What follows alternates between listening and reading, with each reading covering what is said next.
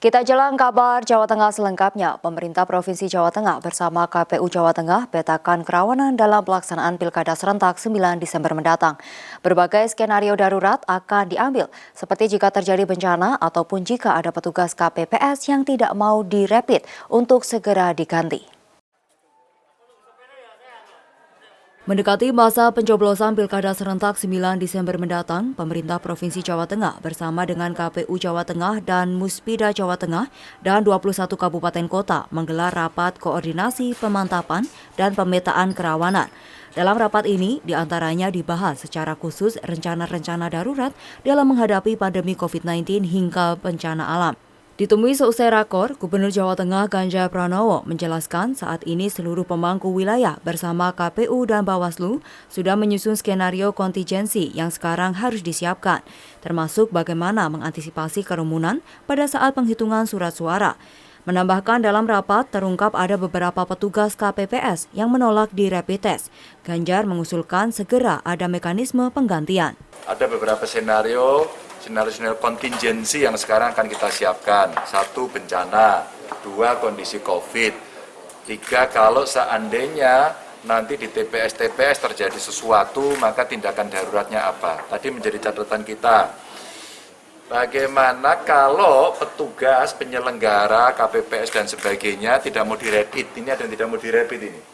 Maka bagaimana cara mengganti tidak mudah. Nah, kita harapkan ada PKPU yang kita mohon dikomunikasikan dengan DPR, dengan Komisi 2, agar dalam kondisi darurat penyelenggara di daerah cepat bisa mengganti.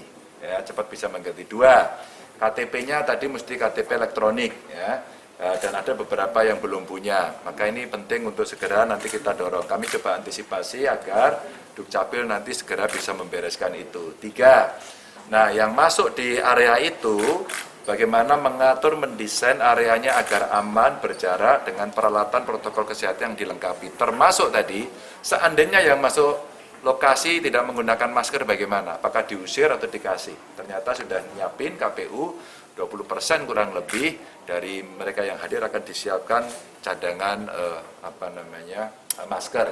Sementara itu, Ketua KPU Jawa Tengah Yulianto Sudrajat menjelaskan pelaksanaan tahapan Pilkada serentak di 21 kabupaten kota di Jawa Tengah telah berjalan lancar. Sejumlah simulasi sudah dilakukan dan logistik pemilu sudah dikirim ke seluruh kabupaten kota penyelenggara. Yulianto juga membenarkan bahwa ada sejumlah kendala saat persiapan Pilkada serentak. Salah satunya adanya sejumlah petugas yang mengundurkan diri hingga ada yang menolak rapid test.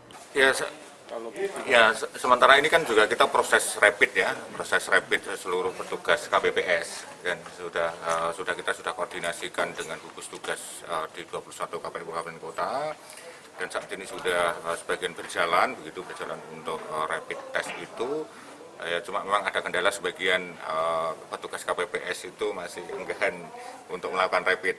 Tapi kami terus melalui PPS, kami terus untuk lakukan agar betul-betul kami menjadi persyaratan bagi penyelenggara pemilu, khususnya juga di KPPS, karena KPPS akan melayani maksimal 500 pemilih ya di TPS itu, agar betul-betul dipastikan bahwa yang bersangkutan sudah menjalani rapid, sehingga nanti bagi pemilih itu agar nyaman karena kita akan melayani sejumlah pemilih ini, dan ini tengah berlangsung.